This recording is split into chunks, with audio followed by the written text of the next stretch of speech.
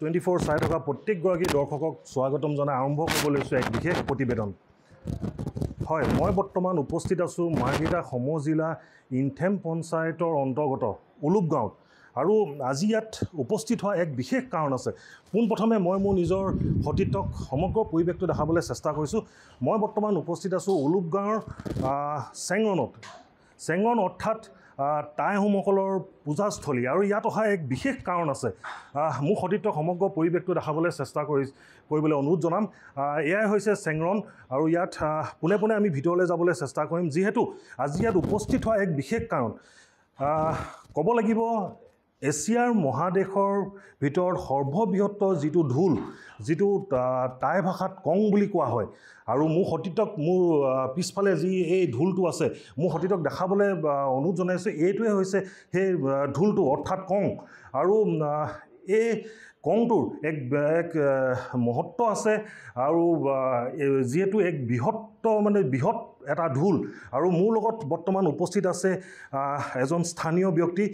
প্ৰথমে পোনে পোনে মই তেওঁৰ ওচৰলৈ যাবলৈ চেষ্টা কৰিম। তেওঁৰ লগত কিছু কথা পাতিবলৈ চেষ্টা কৰিম যে এই কং অৰ্থাৎ এই ঢোলটো কোনে ইয়াত প্ৰতিষ্ঠা কৰিলে, কেতিয়া প্ৰতিষ্ঠা কৰিলে, আৰু এই ঢোলৰ মহত্ব কি। আহকচোন মই প্ৰথম তেওঁৰ লগত কিছু কথা পাতিবলৈ চেষ্টা কৰিম। হয়, প্ৰথমে আপোনাক এনিভাৰ 24লৈ স্বাগতম জনাইছোঁ। ধন্যবাদ।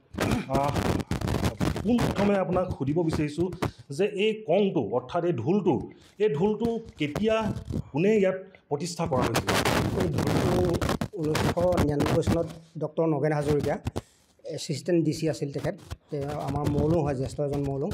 তেখেতে 99 চনতে ইয়ালৈ আহিছিলে। ইয়ালৈ আহি তেওঁ সপোনত দেখিছিলে এডাল গছ এই আমাৰ ৰিজাৰ্ভত পৰি থকা বুলি।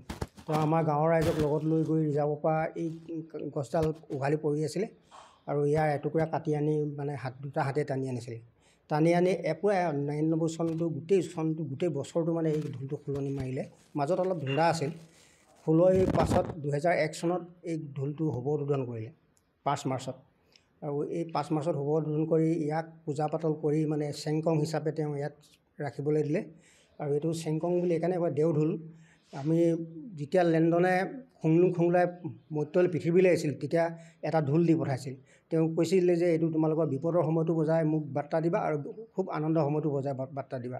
এই ঢোলটো আমি সেইকাৰণে যেতিয়া নবজাওঁ 5 মাৰ্চতে অকল বজোৱা হয়। আৰু কেতিয়াবা আমাৰ কোনোবা ব্যক্তি যদি বেমাৰ আজাৰ হ'লে এই ঢোলটো বজোৱা হয়।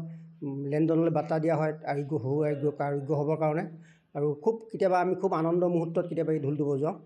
আৰু বিশেষকৈ এই ঢোলটো বজালে মানে প্ৰায় বৰষুণ আহে, আৰু বৰষুণটো প্ৰায় অলপ পাছতে মানে দুটোপাল হ'লেও বৰষুণ পেলাব।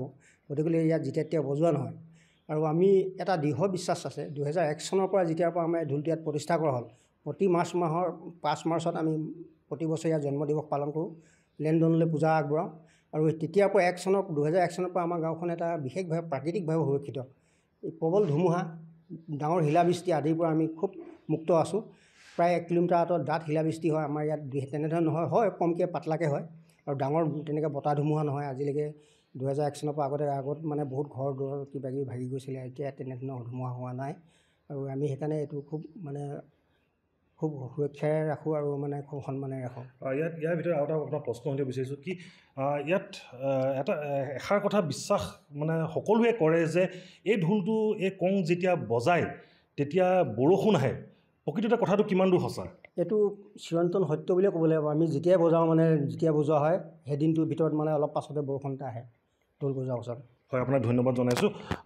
ইয়াত যিহেতু তেওঁ ক'লে যে আপোনাৰ এই ঢোলটো যেতিয়া বজায় তেতিয়া বৰষুণ আহে, এয়া এক বিশ্বাস ইয়াত থকা প্ৰতিজন ব্যক্তিয়ে বিশ্বাস কৰে যে এই ঢোলটো বহুত এটা মহত্ব আছে। আৰু তেওঁ এতিয়া যিহেতু কৈ গ'ল যে বৰষুণ বেমাৰ আজাৰ হ'লে, গাঁৱৰ কোনোবা ব্যক্তি বা কাৰোবাৰ যদি জ্ঞাতিবৰ্গ যদি বেমাৰ আজাৰ হয়, তেতিয়া এই ঢোলটো বজাই তেওঁ সোনকালে সুস্থ হৈ পৰে।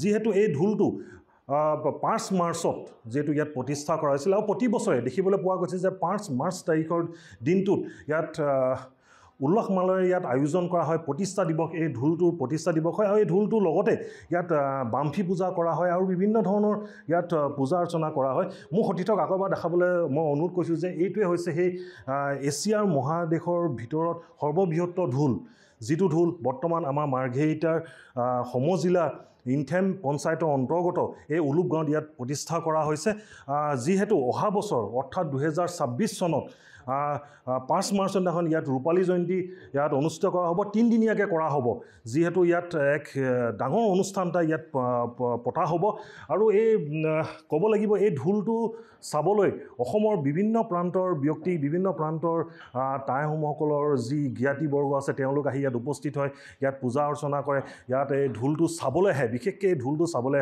আহে যিহেতু ক'ব লাগিব যে মাৰ্ঘেৰিটা সমজিলাত অন্তৰ্গত এই যি আমাৰ মাৰ্ঘেৰিটাৰ গোটেই সমষ্টিৰ ভিতৰত যে এনেকুৱা এটা ঢোল ইয়াত বৰ্তমান ইয়াত আছে যিটো টাই ভাষাত আপোনাৰ কং বুলি কোৱা হয় আৰু আগন্তুক দিনত আমি আশা কৰিম যাতে এই ঢোলটো সমগ্ৰ ইয়াত যিহেতু এই ঢোলটো বৰ্তমান ইয়াত আছে উলুপত আছে আৰু আমি আশা কৰিম যে এই ঢোলটোৰ বাবে এই গাঁওখন যাতে অসমত এক নাম হয় ইয়াত অসমৰ বিভিন্ন ধৰণৰ লোক আহি ইয়াত উপস্থিত হৈ যাতে এই ঢোলটো চাইহি ইয়াৰ মহত্বখিনি বুজি পাওক ইয়াৰ কিদৰে ইয়াত তেওঁলোকে ইয়াত প্ৰতিষ্ঠা কৰিছে ইয়াত তেওঁলোকে প্ৰতিষ্ঠা কৰি ৰাখিছে ইয়াত তেওঁলোকে ইমান ধুনীয়াকৈ ইয়াত তেওঁলোকে সংৰক্ষণ কৰি ৰাখিছে মাৰ্ঘেৰিটাৰ পৰা মই অভিজিত কাকতি এনিভাৰ 24